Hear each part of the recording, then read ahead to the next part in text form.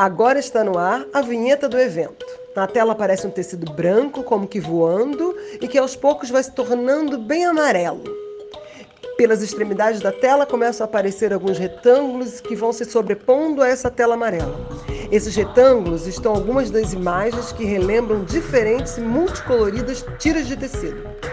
Em cima do quadro, à esquerda, aparece Nona de Tom, logo ao lado e bem ao centro acima, o título do evento e as informações desse vídeo.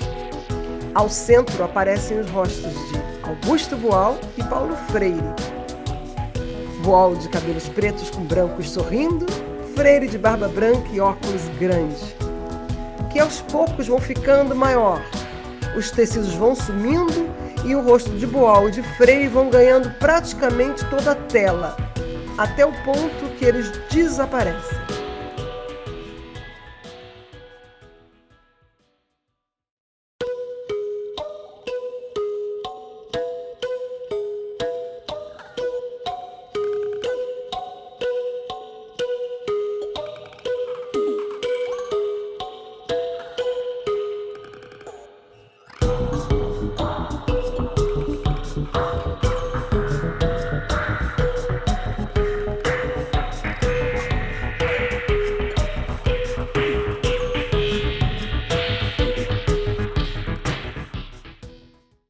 Olá a todas, todos.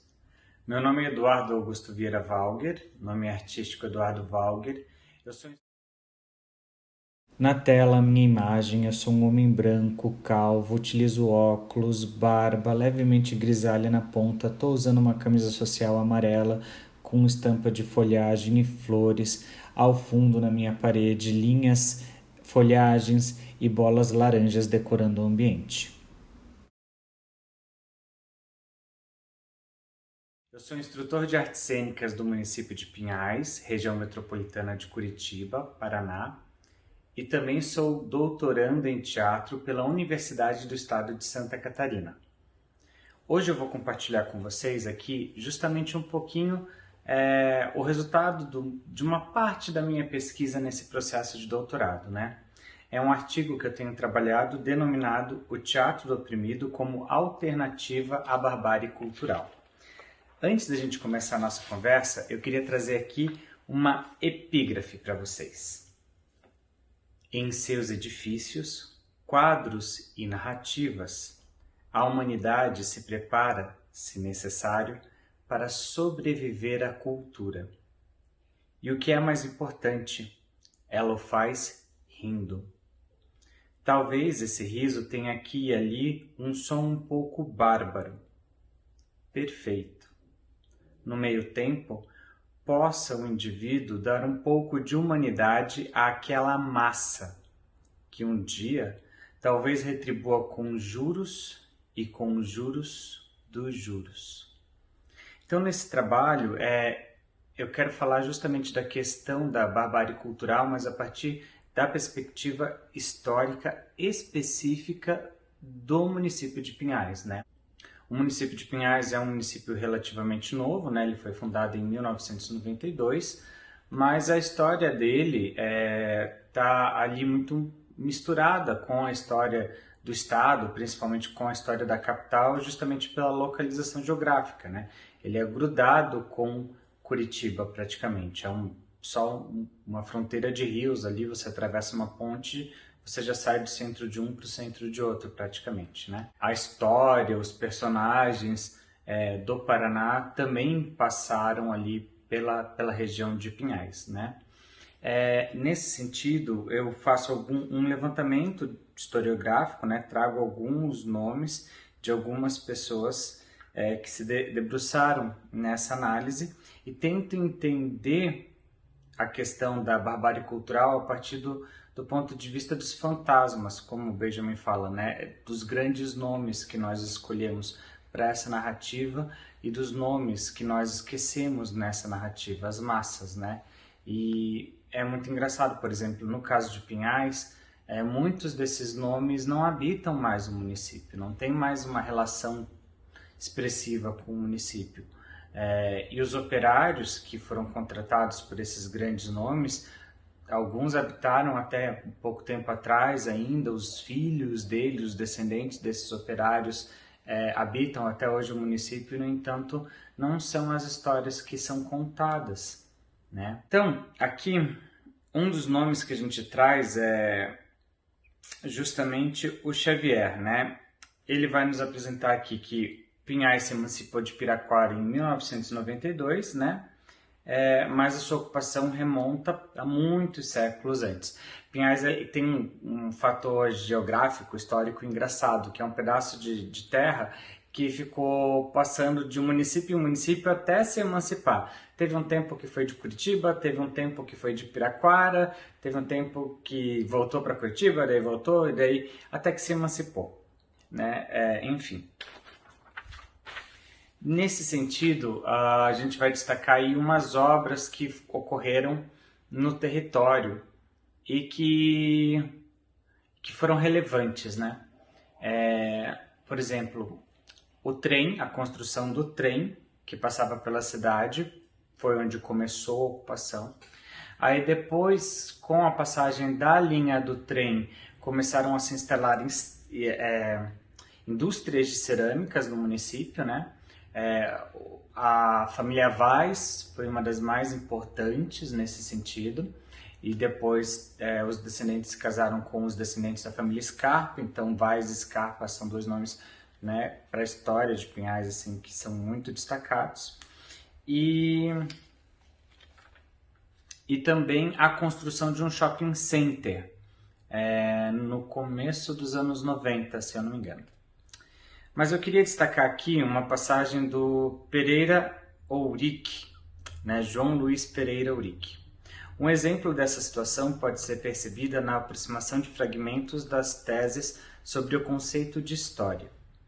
E esse inimigo não tem cessado de vencer, pois nunca houve um monumento à cultura que não fosse também um monumento à barbárie, evidenciando que a tradição dos oprimidos nos ensina que o estado de exceção em que vivemos é, na verdade, a regra geral. E daí é interessante, de novo, resgatar essa ideia dos grandes nomes, dos grandes personagens, porque, por exemplo, a Lilian de Oliveira Lisboa, justamente na obra do Arão Xavier, que eu acabei de citar, quando ela vai falar, ela apresenta aqui: este trabalho aqui apresentado é resultado de anos de preocupação e esforços de várias pessoas no sentido de conhecer a memória de Pinhais e seus personagens. O presente livro traz consigo o resgate de nossa história e da escrita da nossa história, onde os seus atores principais entram em cena, ou seja, a cidade e os seus construtores cidadãos. Porém, né, quando a gente se debruça nessas obras, a gente vai ver que esses cidadãos que são elencados são basicamente alguns elencos muito específicos, né? Na obra aqui do Rodolfo dos Santos da Silva, a gente tem uma outra, a confirmação desse fato, né? O resultado da pesquisa metodologicamente é apresentado neste livro em 4 partes que se completam. A primeira traz o processo histórico de colonização nos campos da região do Planalto, a história dos primeiros grandes políticos e empresários da região de Pinhais. Na segunda parte do livro são apresentados alguns aspectos históricos dos prefeitos de Pinhais e na gestão de cada um deles. E na terceira parte, a história dos 20 anos de Pinhais é contada a partir da organização empresarial do município, de suas contribuições para o processo de emancipação e da sua participação no processo eleitoral de 92.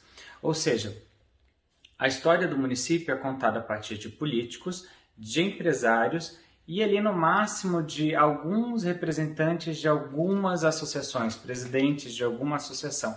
Mas o trabalhador, o operário em si, não. E a ponto de alguns absurdos históricos que hoje em dia não seriam aceitos do ponto de vista trabalhista, serem tratados como grandes inovações para a época. Por exemplo, o Vaz, quando ele funda a cerâmica dele, ele monta uma vila, leva os 300 trabalhadores para morarem naquela vila.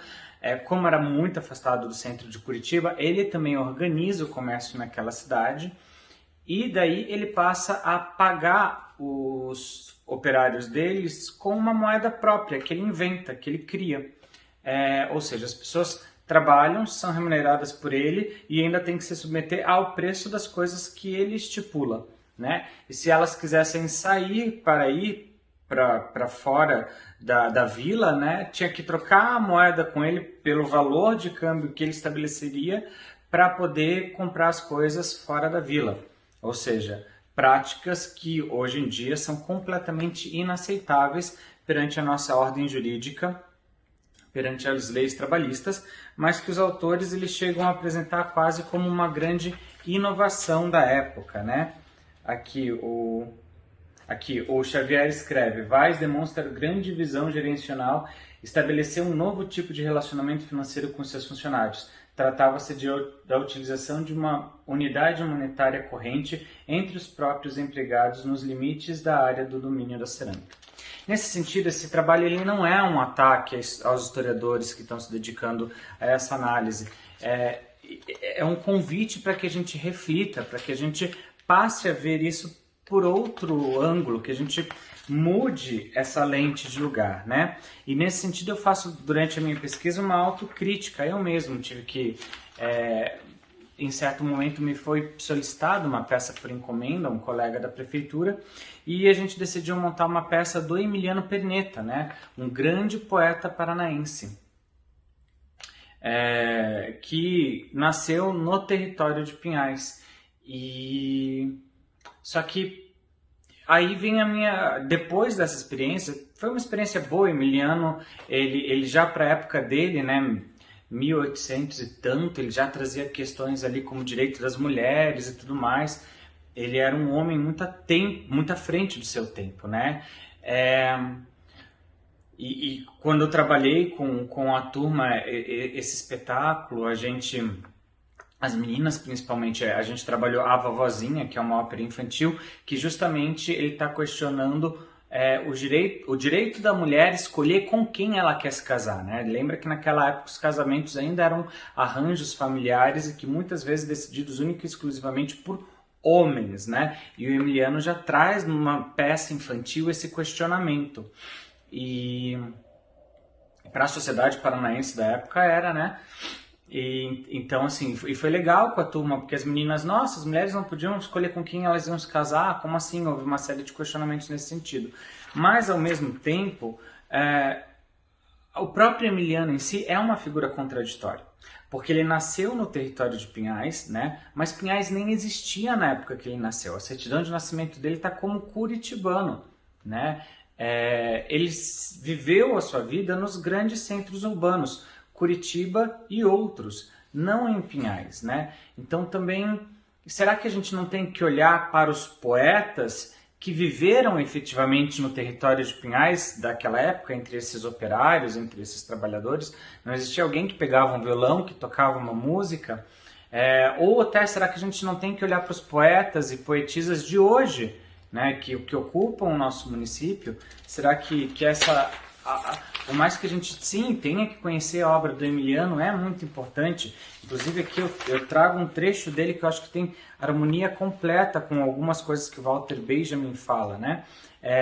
Seja os grandes um dia hão de cair de bruço, hão de os grandes rolar dos palácios infetos, e a glória, a fome dos vermes concupiscentes. Ou seja, ele tinha uma consciência de luta contra esses privilégios, de luta de uma sociedade mais justa, mais igualitária, né? Enfim, então feita essa autocrítica também, o que eu tenho proposto? Eu acredito que o teatro oprimido proposto pelo Augusto Boal pode ser uma alternativa para a gente também recuperar essa história. Claro, a gente quando fala do teatro oprimido, a gente está falando muito do teatro para a libertação, para a autonomia das pessoas, um teatro reflexivo, né? Mas a política também se faz do passado, né? Também é importante a gente resgatar esses fragmentos do passado, essas vozes do passado que foram silenciadas, né? Então eu acho que os jogos do Boal, de repente alguma adaptação do Teatro Fórum, a gente consiga explorar esses outros nomes da historiografia de Pinhais antes que essas vozes sejam definitivamente silenciadas, porque é esse o grande perigo de quando a gente só escuta a voz do vencedor, né? Do opressor, quando a gente não escuta a voz dos oprimidos, as vozes silenciadas, as vozes da classe trabalhadora que ocuparam as terras de Pinhais durante anos e anos e anos e que continuam ocupando essas terras através dos seus descendentes, né? E eu acho que nesse sentido a proposta de Boal ela também tem uma perfeita harmonia com a ideia do Paulo Freire de pronunciar o mundo, né? Porque para a gente pronunciar o mundo do futuro, a gente tem que ter uma consciência crítica e profunda do nosso mundo passado, né? Hoje em dia, se formos pensar aí, tratando de Brasil, quanta coisa que a gente não consegue resolver politicamente, porque a gente ainda não resolveu tantas das mazelas e sequelas deixadas pela nossa ditadura militar. Mas enfim, nesse sentido, como Paulo Freire fala, dizer a palavra não é um privilégio de alguns homens, mas o direito de todos os homens. Precisamente por isso, ninguém pode dizer a palavra verdadeiramente sozinho, ou dizê-la para os outros num ato de prescrição, com o qual rouba a palavra dos demais. Então, nesse sentido, eu acho que a pedagogia do oprimido, o teatro do oprimido pensado pelo Augusto Boal, são instrumentos que podem nos ajudar a resgatar essas vozes silenciadas no passado do município de Pinhais. Um abraço a todos, muito obrigado, tchau, tchau.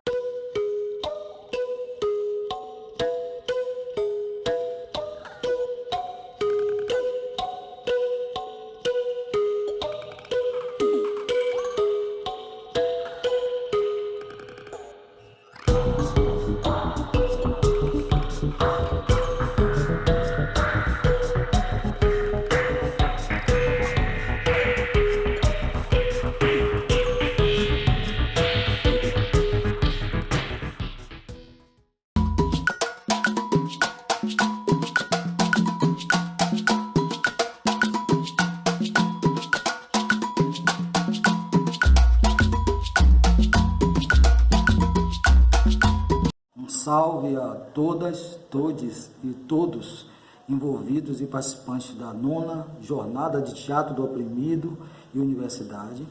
Eu me chamo Carlos Matias, sou artista docente, negro, tenho agora minha cabeça raspada, uso 2 argolas na orelha esquerda.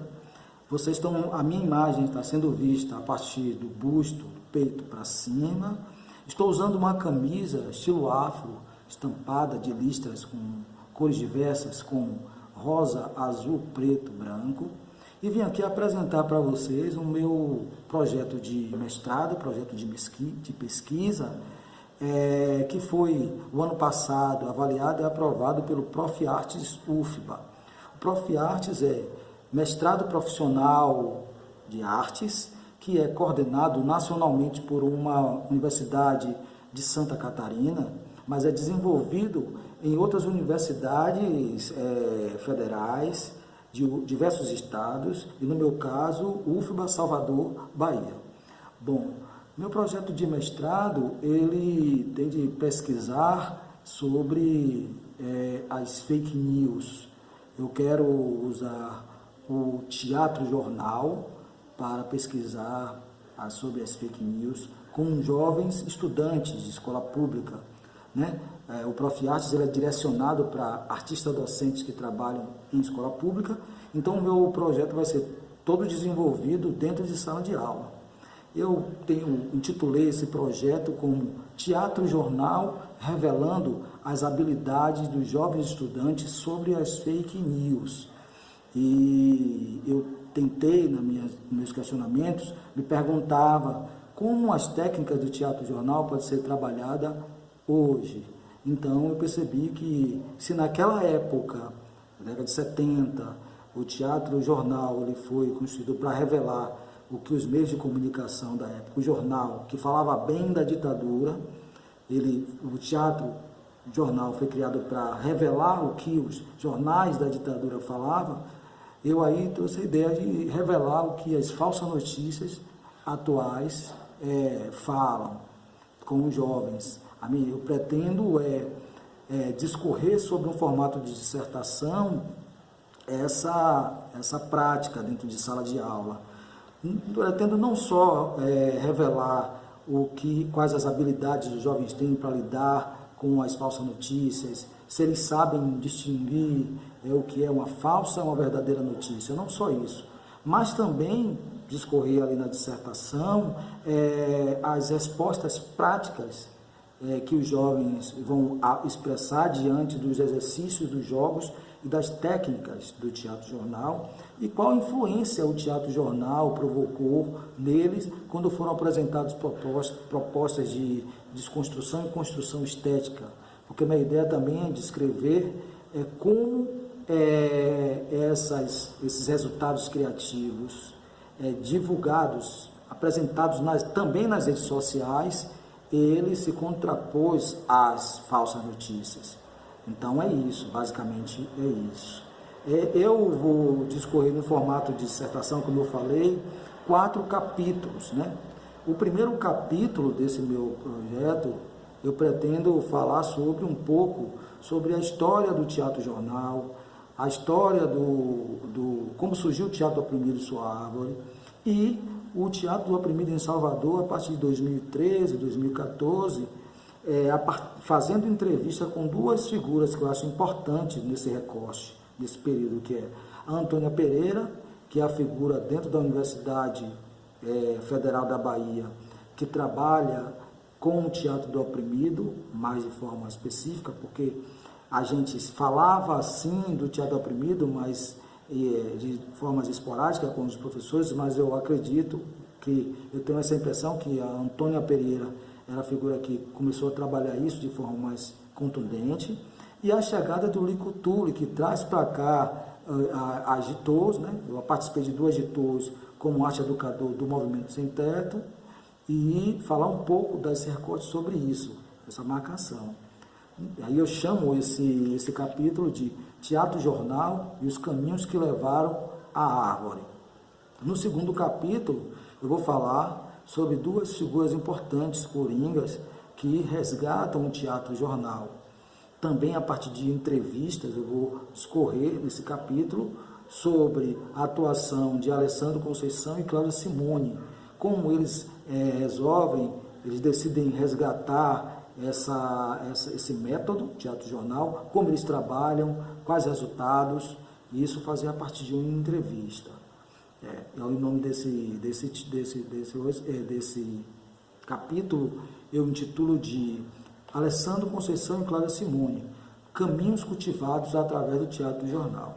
No terceiro capítulo eu vou colocar todo o meu trabalho que eu já falei, que eu pretendo alcançar junto com os estudantes, toda a prática, os exercícios, os resultados criativos.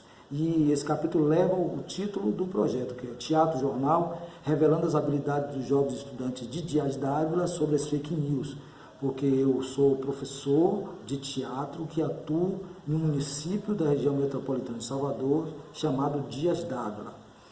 E é com esses estudantes que eu vou investigar o meu trabalho dentro de sala de aula. No quarto capítulo, eu intitulo de Considerações Finais, né? Caminho germinado através do TJ, que eu vou condensar tudo o que aconteceu dentro desses 3 capítulos de forma mais resumida. É isso. Nas minhas buscas, é importante dizer que falar sobre Alessandro Conceição, por exemplo, e Cláudia Simone, foi uma indicação do meu orientador, professor Celso Júnior, professor do Prof. Arte da UFBA, que ele sinalizou, e eu achei importante, porque tem aí um recorte onde as pessoas começam a falar. Então foi a partir dele que eu tive essa ideia, e até já conversei com os 2, a gente ficou de marcar uma entrevista. Também influenciado, né, com o livro de Bárbara Santos, quando ela fala lá num texto que era importante o resgate do teatro-jornal, porque é uma forma de democratizar os meios de comunicação atuais para as pessoas, inclusive para os estudantes e a comunidade da escola. e também sobre uma orientação do professor Túlio, ele me indica 2 livros para entender o contexto histórico que é esse, que é A Gente Própria, Política, que foi organizada por Rafael Vilas Boas, e o Coisas de Jornal no Teatro, de Eduardo Campo Lima. Esses 2 aqui vão ser de extrema importância para trabalhar aquele capítulo que eu falo sobre história, porque eu quero discorrer ali esse processo de transição Brasil e o que os outros países sul-americanos e os Estados Unidos faziam nesse período com relação ao teatro mais engajado, mais militante, onde se começa, quando começa a surgir esse teatro que vai falar sobre as classes menos favorecidas, sobre os operários, como que surge isso? Eu quero dar esse recorte. Então, o próprio Eduardo Campos Lima fala, quando ele cita Iná Camargo, ele diz isso, ele diz que Boal é o processo de transição entre o que se fazia de teatro engajado nos Estados Unidos, porque essa é a referência dele, e aqui no Brasil. Então eu quero dar esse recorte, saber o que é que o Brasil entendia. Eu tenho uma boa impressão que o Brasil apelava por uma forma de fazer teatro e de contemplar a arte a partir do cômico, não ainda discorria sobre essa questão do engajamento da arte para. Mas a partir do Boal, eu acho que tem essa transição. Então eu quero falar sobre isso nesse capítulo. No mais, eu queria agradecer a todos e todas, uma oportunidade da gente poder apresentar nosso projeto e poder agora discutir, debater sobre todas essas questões que foram apresentadas. Muito obrigado.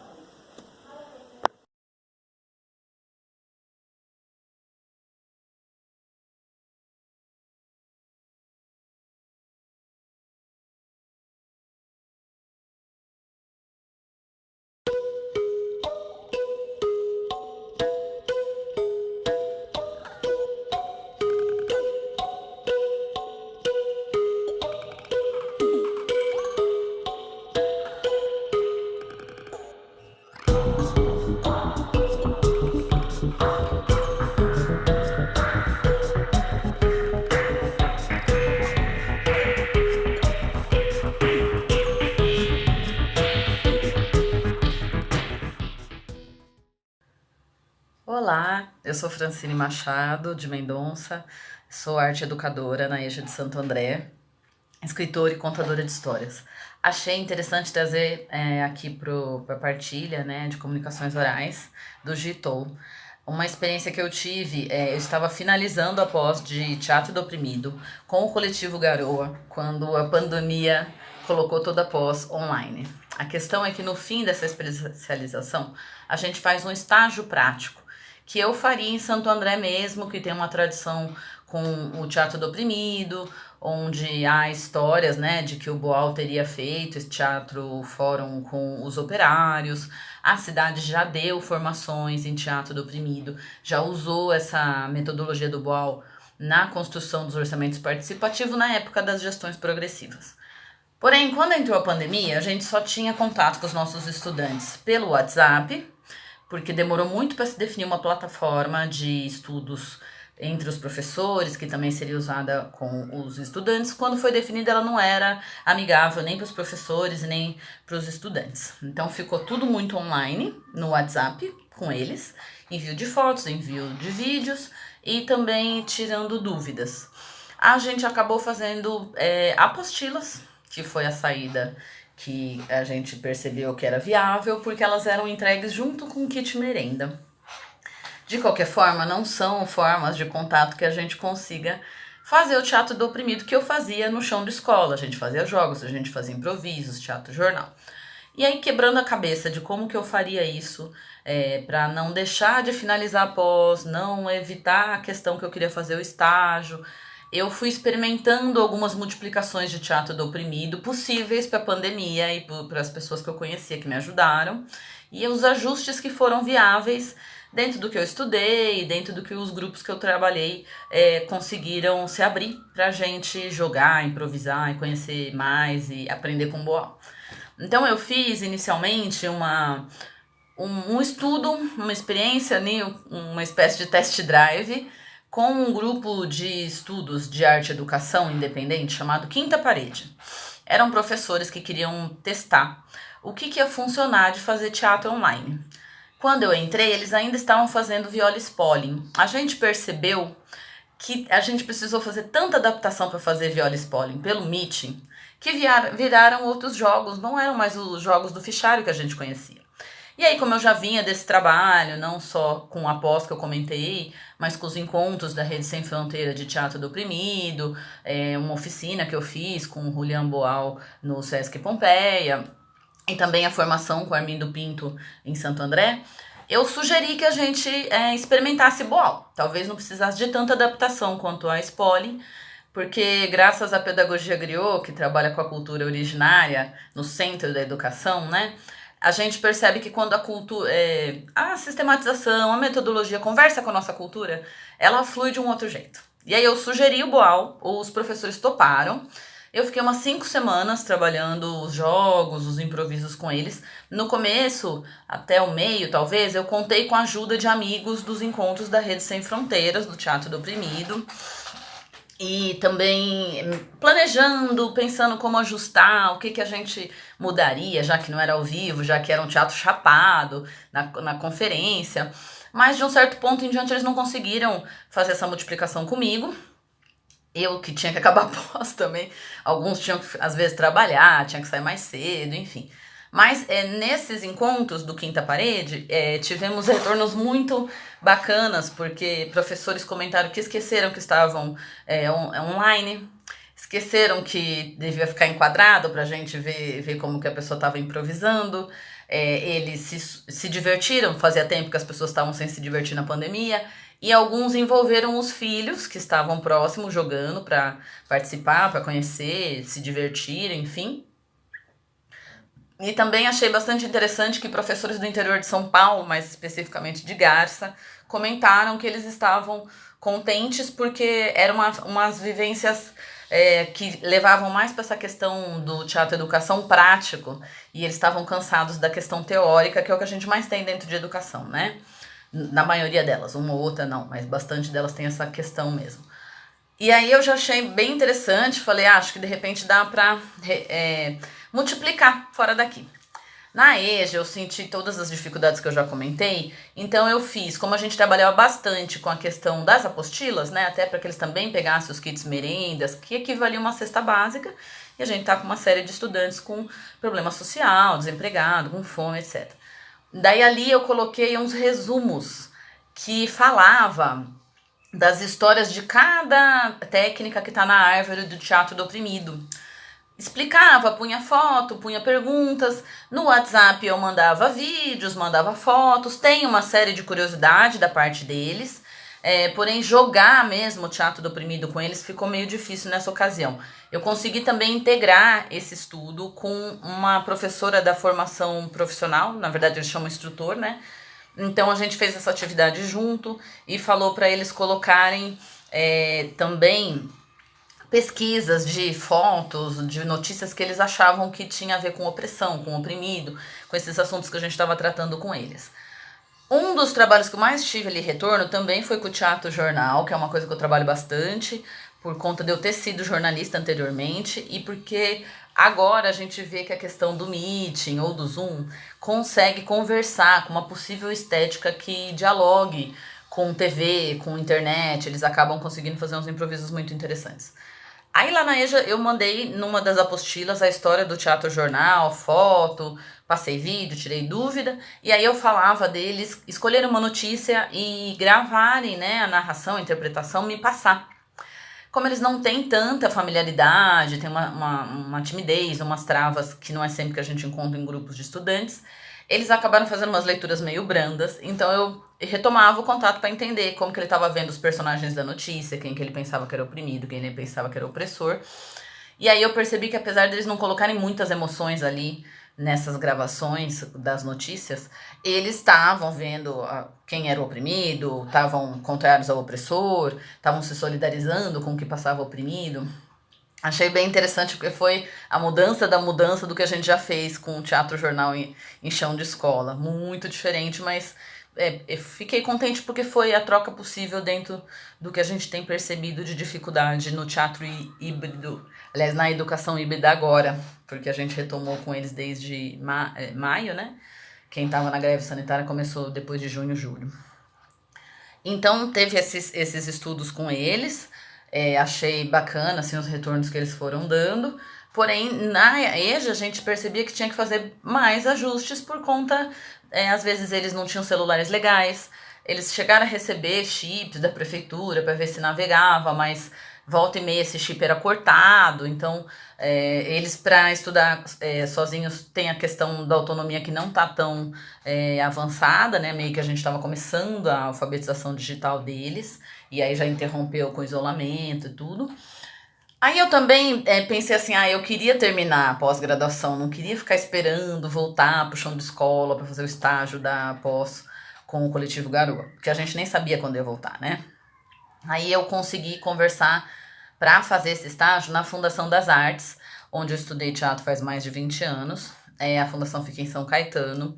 E a gente conversou, eu fiz um estágio com as turmas que começaram no técnico de teatro do segundo semestre de 2020 e do primeiro de 2021.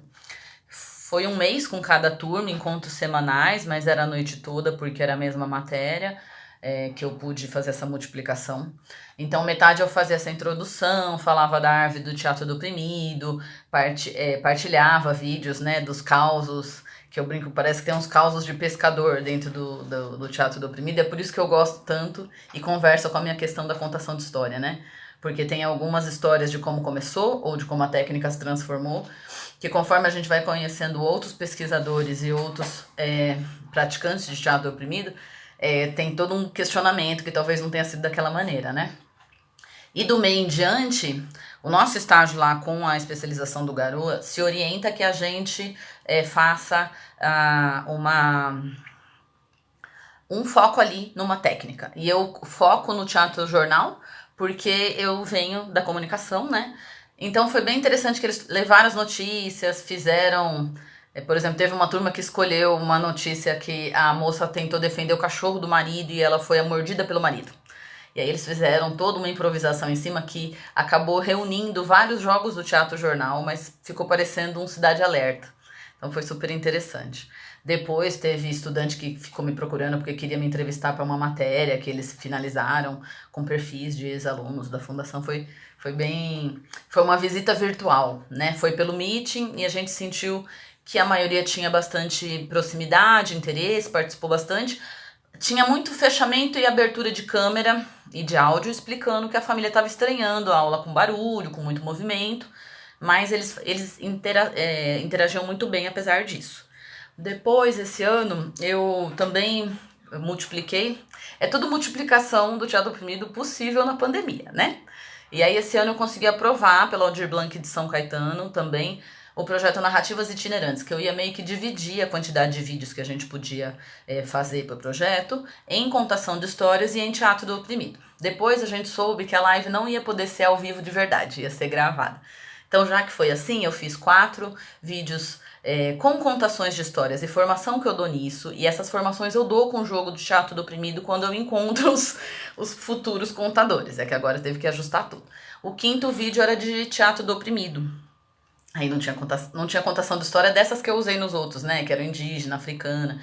Na verdade, o 5º vídeo, que era do teatro do oprimido, tinha esses causos do Virgílio, né? Da moça que lá na vivência no Peru entrou na cena e transformou, né? A dramaturgia simultânea em teatro fórum. Enfim, são esses que eu utilizo. E esses eu consegui fazer uma parceria com o Centro de Formação de Professores de São Caetano. E a gente se encontrou também no Meeting, eu pude falar dessas artes que eu pesquiso, que eu trabalho, que eu multiplico. E aí eu pensei em dividir porque a gente ainda está nessa pesquisa, ajustando, estou fazendo já agora no ensino híbrido na EJA de Santo André, um pouco lá ao vivo nas escolas e um pouco no virtual. No virtual são fotos, são vídeos dos nossos causos envolvendo a metodologia do Boal, tiro dúvidas, troco, né, com quem tem as suas curiosidades ali. E ao vivo eu já também apresentei alguns vídeos, consegui fazer alguns jogos, mas a gente tá com a turma bem pequenininha, então acaba que às vezes eles fazem 1, 2 jogos, eles querem perguntar bastante coisa e não faz tantos quanto a gente fazia antigamente com a turma mais cheia. E aí eu pensei que também dividindo a experiência, trazendo os estudos, as práticas, enfim, tem um artigo também, vamos ver se isso acaba saindo em algum lugar, conseguiria trocar com outros pesquisadores, né? Porque são esses extremos, assim, o grupo da EJA no ABC com muita dificuldade, e às vezes você se vê meio psicóloga tentando descobrir como furar os bloqueios para entrar, né, no improviso cênico, e às vezes esses grupos para formar contadores ou então para a própria multiplicação do TO, que já são artistas, que são muito interessados e se jogam e criam coisas extraordinárias. Mas eu imagino que muitos pesquisadores estão passando pela mesma questão na pandemia, então costuma ser uma troca bastante rica. Também queria incluir que eu comecei a fazer o mestrado na Escola Superior de Artes da UCL Helena, tentando associar a pedagogia griot com o teatro do oprimido, com a EJA lá no ABC, porque eu sinto que quando, né, eles travam achando o teatro do oprimido muito difícil, porque é bem expositivo, muita argumentação, enfim, aí eu volto para essa questão da pedagogia griot, que brinca com vivências, com danças, com cantos, né, e tudo envolvendo as culturas dos povos originários, né, para também fazer uma prática decolonizada. E muitas pesquisas e estudiosos que eu tenho tomado contato comentam que também acham que tanto o Boal quanto essa pedagogia griot tem essa pegada descolonizadora. É isso. Vamos ver o que está por aí na Gitô. Tomara que possamos trocar figurinhas.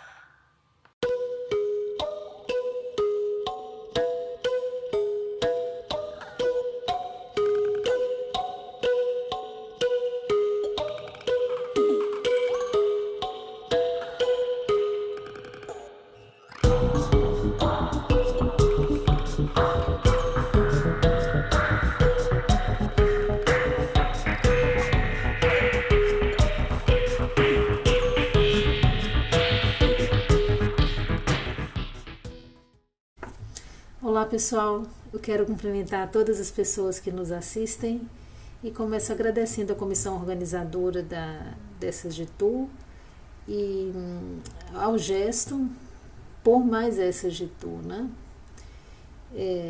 Eu sou Tereza, sou pesquisadora em literatura, em teatro e em direito. No momento eu sou professora substituta na UFBA, professora de alemão do Instituto de Letras.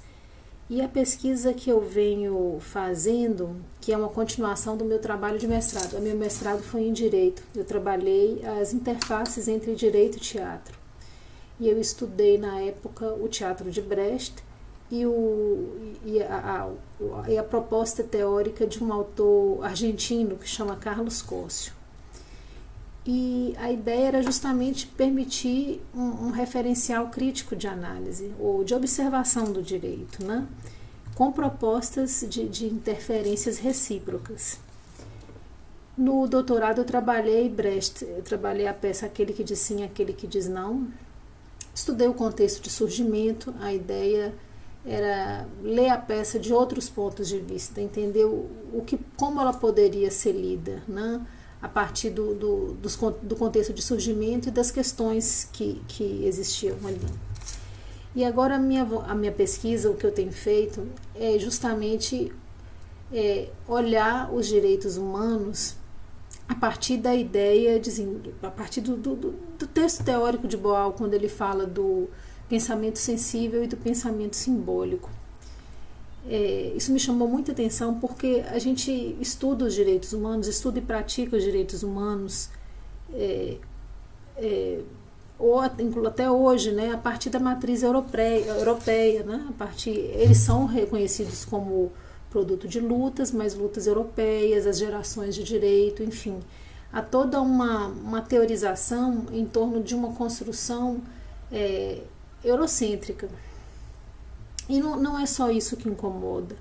Incomoda também a própria maneira como o direito diz o que são direitos humanos, né? Sendo que são lutas, né? Eles são produtos de lutas, eles são o exercício da resistência, eles existem porque são exercício de resistência.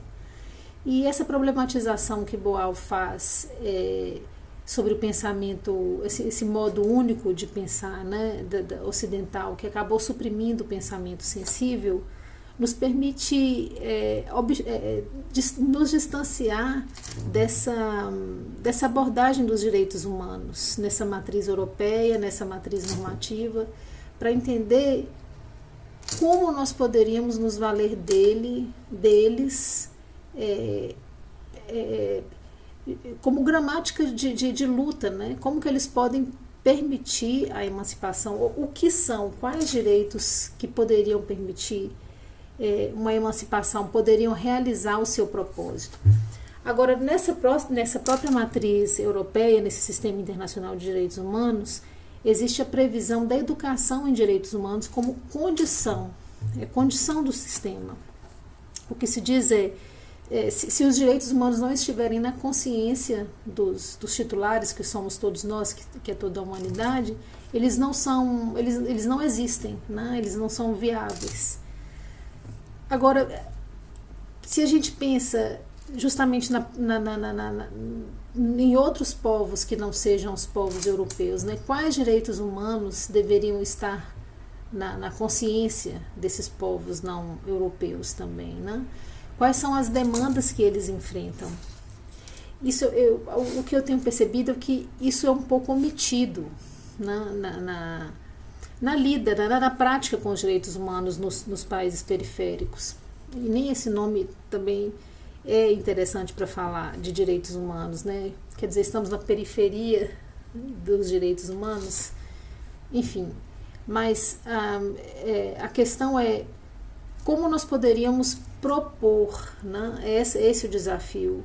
Como poderíamos ler os direitos humanos a partir das nossas demandas ou reinventar esses direitos humanos? Como que eles poderiam fazer sentido e serem reivindicáveis nas práticas cotidianas? É esse o desafio. E essa ideia do pensamento sensível de Boal me instiga a desenvolver narrativas de direitos humanos, né? Como eu descobri, eu já recolhi algumas em ouvidorias de instituições que trabalham com direitos humanos e que podem ser recolhidas nos diversos contextos, né? Nas comunidades por exemplo, da população sem terra, né? Do movimento do sem terra, da ocupação urbana também. Entender quais são as demandas reais, quais são os obstáculos para a concretização dos direitos ou do que as pessoas precisam para viver com o mínimo de dignidade. E eu penso que essa escrita dessas narrativas mostra não só os obstáculos à concretização desses preceitos mínimos, mas mostram também o que são essas demandas, né? E é interessante como que chamar a autoria, né? Chamar a ideia de realizar os direitos humanos como resistência, como luta, né? A gente pode fazer isso o ponto de partida, eu estou querendo entender que seja justamente isso, conscientizar de nossas demandas. Antes de conscientizar dos direitos, ou o que seria do simbólico, né, do que foi simbolizado a partir de outras experiências, partir do que são as demandas de cada pessoa, né? Essa seria a consciência. E outra questão interessante para enfrentar é que no momento a gente está vendo a ampliação do ensino de direitos humanos, tanto no currículo do ensino básico como no ensino fundamental. Quer dizer, a proposta é de ampliação para ensino básico e ensino médio, mas no momento a gente está vendo a implantação nos currículos de ensino superior. E é um desafio como que se vai ensinar direitos humanos nos cursos não jurídicos, por exemplo. ou até mesmo nos próprios cursos jurídicos, né? É preciso subverter esse currículo e essa proposta de ensino que existe, justamente com esse objetivo de sensibilização, né? Para que essa gramática dos direitos humanos possa valer como ponto de partida para uma vida digna, que ele não seja utopia, né? E possa valer como um ponto de partida para uma vida digna, porque como eles são dados, como eles são reproduzidos no nosso mundo, eles acabam sendo essa utopia, né? E talvez é esse o desafio. Então, nesse trabalho, a minha ideia ela ainda é teórica, né? A proposta é justamente de entender como que essa proposta de Boal, de trazer o pensamento simbólico, de desenvolver tanto o pensamento simbólico como sensível, mas reavivar o pensamento sensível, como que é possível fazer isso em matéria de direitos humanos, né? Para os diferentes públicos, até para o próprio público institucional, né? Das instituições que também precisam fazer formações em direitos humanos. Como despertar esse pensamento sensível, essa provocação.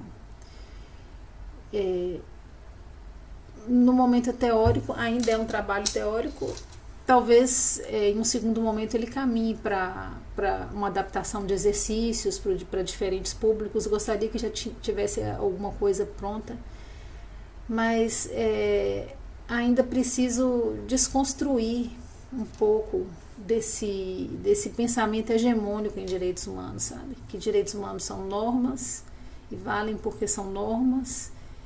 É preciso, eu acho que problematizar primeiro essa consolidação teórica, né?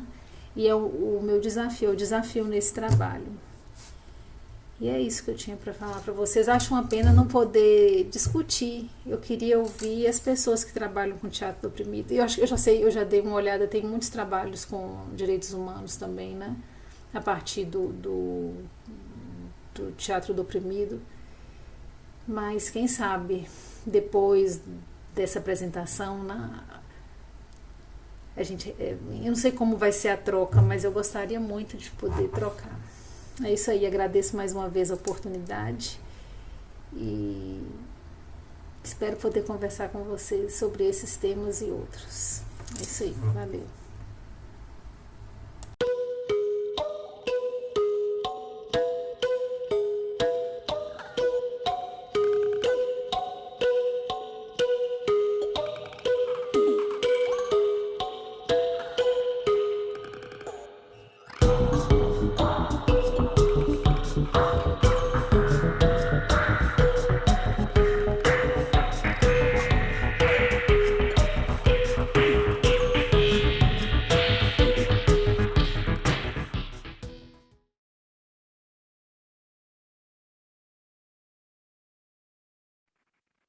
Olá, bom dia para quem é de bom dia, boa tarde para quem é de boa tarde, boa noite para quem é de boa noite. Eu me chamo Vanessa Lobo. Eu sou uma mulher cis, de pele branca, cabelos e olhos castanhos escuros. Meus cabelos eles estão soltos e eles são lisos e levemente ondulados. Eu estou vestindo uma blusa na cor vermelha, um colar de sementes na cor escura, tom de preto. Na mão direita, no dedo médio, eu uso um anel vermelho. E atrás de mim tem um tecido de chita. E a estampa dele é verde, com flores amarelas e vermelhas, com pinceladas de branco no meio dessas flores. Bom, eu vou compartilhar a tela para poder fazer essa comunicação. Eu espero que vocês estejam vendo a minha tela nesse momento. A presente comunicação se chama Teatro do Oprimido e Práticas Cênicas para a Primeira Infância. Pontos de interlocução. Bom, essa comunicação é parte da pesquisa que eu estou realizando no mestrado. Eu sou mestranda no programa de pós-graduação no ensino de artes cênicas da Unirio, PPG-EAC, com orientação da professora doutora Andréia Bieri. E a pesquisa que eu estou realizando, um memorial analítico, se chama Encontros Brincantes, um olhar sobre recursos pedagógicos na prática cênica junto à primeira infância. Bom, qual é o objetivo do meu estudo? O objetivo é levantar ações pedagógicas das artes cênicas no trabalho realizado para bebês e crianças pequenas. Os encontros que servem de base para esse estudo que eu estou fazendo, eles foram realizados por mim no período entre 2014 até esse ano de 2021. A pesquisa ela tem como proposta fazer um inventário de recursos e materiais que possam servir de inspiração para serem usados por outros educadores e também por familiares e cuidadores de bebês e crianças que participam do trabalho. Bem, reconhecendo o potencial artístico que é inerente a todas as pessoas e que é muito visível nas crianças, eu levanto a seguinte questão. Encontros brincantes durante a primeira infância e, em especial, nos 3 primeiros anos de vida, podem contribuir na manifestação do potencial criativo que existe em todos nós e que, às vezes, fica esquecido em outras fases da vida. É, na fala de Augusto Boal, que eu encontro pistas para inspirar as minhas reflexões. Ele nos diz, o teatro é aquilo que a gente tem dentro de nós. Toda criança sabe disso. A criança começa a aprender, a viver no mundo fazendo teatro. É depois disso que a repressão da sociedade, todas as sociedades, elas são, em muitos sentidos, repressivas. É depois disso que a criança começa a pensar que isso é brincadeira de criança e começa a levar a vida mais a sério. Mas ao levar a vida mais a sério, deixa para trás esse instrumento de comunicação e esse instrumento de conhecimento tão valioso como é o teatro. Boal comparava o fazer teatral ao modo como as crianças se portam no mundo. Especialmente ao brincar, elas se relacionam de forma criativa com o seu entorno, deixando sobressair o pensamento sensível. A criança tem um potencial artístico em si, mas esse potencial, em algumas pessoas, acaba se perdendo com o passar dos anos em função das repressões da sociedade à qual pertence. O pensamento sensível é uma forma diferenciada de vermos as coisas ao nosso redor e, em muitos casos, é sufocado pelo pensamento simbólico. O pensamento sensível é uma forma não verbal de pensar. Boal nos convoca, com a metodologia do teatro do oprimido, a olhar o mundo e as pessoas ao nosso redor de forma mais ampla, com os sentidos aguçados, como uma criança que descobre o seu entorno, e não de forma mecanicista, que valoriza apenas as funções e ou utilidades práticas do que observar. Como referencial teórico desse estudo, eu utilizo a linha de pensamento do Augusto Boal, em especial quando ele destaca a relação entre a espontaneidade tão visível nas crianças e o fazer artístico. Textos de pensadores indígenas como Ayrton Krenak e Sônia Guajajara, a fim de promover visões decoloniais sobre o tema e ampliar a cosmovisão de quem irá atuar junto à primeira infância. E também textos e falas que reflitam sobre pedagogias libertárias e brincantes, que bebam na fonte da pedagogia do oprimido, do patrono da educação, o mestre Paulo Freire. Esse estudo pretende refletir sobre a importância da presença das artes, em especial as artes cênicas, apresentando possibilidades de sua realização no cotidiano de bebês e crianças pequenas, a fim de contribuir de forma lúdica para a sua formação e, por que não dizer, de futuras gerações. Sei que eu não vou mudar o mundo contando histórias para bebês.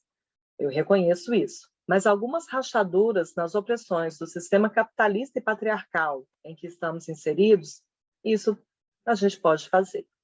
Afinal, segundo o autor irlandês John Holloway, no livro que ele publicou em 2013, ele diz que se cada pessoa agir ao seu modo, indo contra o sistema, essas ações podem criar rachaduras no capitalismo até que ele seja estilhaçado.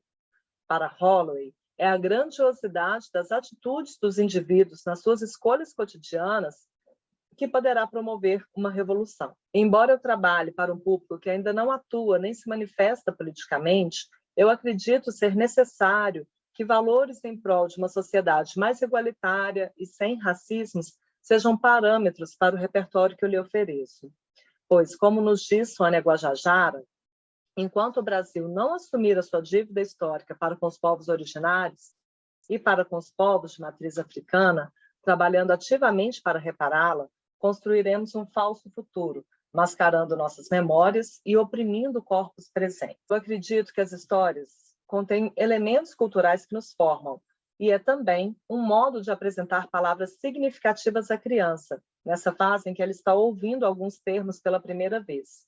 E, dessa forma, está aprendendo e formando seu vocabulário.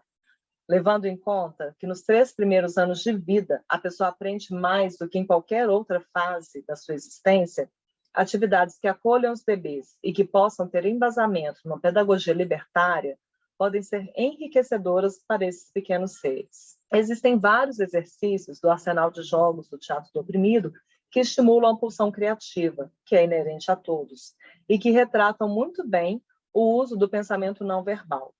Um exemplo é o exercício Homenagem a Magritte, que tem por orientação dar a um determinado objeto, que pode ser uma garrafa plástica, uma caneta, uma cadeira, uma função diferente da função que conhecemos. Depois que cada pessoa experimentar, criar e mostrar a nova vida que esse objeto ganhou, podem ser construídas cenas em grupo. O ator, a atriz, se relaciona com o objeto e, assim como uma criança ao brincar, descobre novas funções que esse objeto pode assumir. O mundo interno das crianças emprega parâmetros de uma realidade percebida por ela, que não coincidem necessariamente com as leis que regem a dimensão material do objeto externo. O brincar opera nessa unidade subjetiva, mobilizando sensações e sentimentos que se expressam através do corpo. Se a nossa sociedade olhasse com mais atenção para o poder criativo que todos temos, em especial durante a primeira infância, não teríamos possibilidades mais libertárias e abrangentes no campo da educação. Augusto Boal fala sobre a criatividade presente na infância como algo que as pessoas buscam retomar ao realizarem atividades artísticas. No documentário realizado por Zelito Viana, Boal diz: Paul Klee era criticado porque parecia que ele voltava à infância na sua arte. E eu acho que é exatamente essa a explicação da perenidade e da universalidade do Teatro do Oprimido, porque ele volta à infância, não como nostalgia, ele volta para recuperar o que foi perdido e que foi pensamento sensível. E as pessoas, quando fazem Teatro do Oprimido, ou fazendo teatro, fazendo pintura, você começa a ver as coisas de uma maneira estética, e não só ver as coisas pela sua utilidade prática, não é isso? Então, quando você faz qualquer coisa da estética do oprimido em geral e do teatro do oprimido em particular, você volta à infância. Mas não a que você fazia na infância, mas a dinâmica que você tinha e a criatividade que você tinha. E que o pensamento simbólico das palavras, aos poucos, foi afogando, foi limitando. A gente descobre que a gente continua tendo a capacidade de pensar sensitivamente, não é? A gente continua tendo a capacidade artística que a gente tinha. E quando a gente faz essa descoberta, a gente pensa, poxa, o teatro sou eu, a pintura sou eu, o canto sou eu. O canto sou eu cantando. Quer dizer, você se descobre naquilo que faz. Enquanto brinca, a criança está inteira no que faz. As brincadeiras que são feitas com bebês, colo, são classificadas por pesquisadoras da infância de brincos. Enquanto brinca, vão sendo estabelecidos vínculos entre quem conduz a brincadeira e o bebê.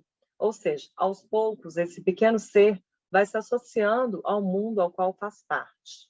Boal diz, nesta sequência, perceber o mundo, associar-se a ele e transformá-lo. Estes são os primeiros contatos da criança com o mundo que a cerca. Contatos estéticos, artísticos, organizadores de sensações, às quais atribui valores e qualidades. Ao brincar, os bebês e as crianças vão conhecendo o mundo ao seu redor e criando diálogos com seu entorno através de uma comunicação sensorial permeada de sensibilidade. Quando brinca, a pessoa, seja bebê, criança ou adulto, deixa que os impulsos criativos se manifestem e assim o pensamento sensível sobressai. Quando você brinca, vem a alegria, vem liberdade, vem essas manifestações todas que te colocam no outro plano, que não é o plano do intelecto. Você rompe com esse mental, você ultrapassa isso. A pesquisadora e educadora Juliana Manhães, ela nos fala sobre a necessidade dos educadores fazerem uso da intuição e da escuta no seu trabalho. Esses pontos são fundamentais no trabalho junto à primeira infância. Olhar o bebê como indivíduo, perceber aspectos a seu respeito, como, por exemplo, como ele interage, como participa, o que lhe traz conforto, o que desagrada. Saber disso é essencial para saber como vamos nos relacionar com ele. Bom, Boal diz uma coisa a respeito dos bebês. Quando nasce, o bebê é um corpo humano que vem ao mundo. Passam a existir o corpo e o mundo, o corpo no mundo. Esse corpo não traz consigo nenhum preconceito, partipris, ideias inabaláveis, certezas ou dúvidas ontológicas. Não torce por nenhum time de futebol e não professa nenhuma religião. Longe disso. Não é uma página branca, pois traz consigo seus 5 sentidos, que mesmo antes do nascimento já lhe provocavam prazeres e dores, emoções. É importante estarmos atentas e atentos às reações dos bebês e das crianças pequenas. Estarmos atentos à sua comunicação não verbal e, assim, saber a intensidade das nossas ações para que o jogo se estabeleça.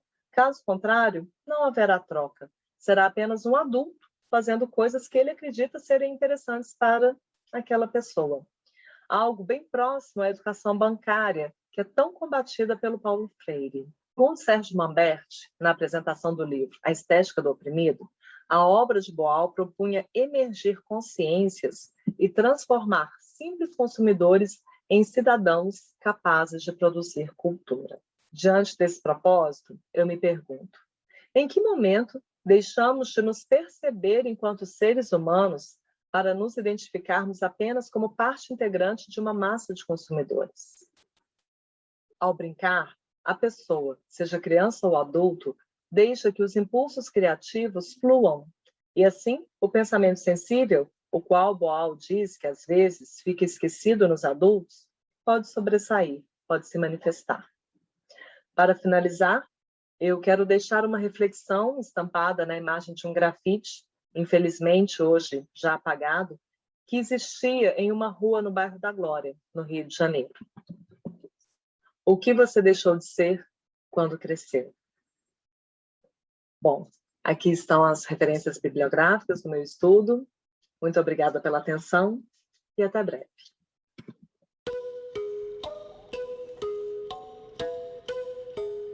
Agora está no ar a vinheta de fechamento do evento.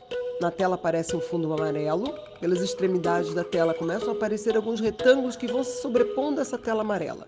Nesses retângulos estão algumas imagens que relembram diferentes e multicoloridas tiras de tecido. Por fim, aparece a ficha técnica desse vídeo, que também está na descrição do mesmo vídeo. Essa ficha técnica vai desaparecendo e, na sequência, aparece uma barra branca no centro da tela, com as logos dos realizadores, apoiadores e produtores do evento.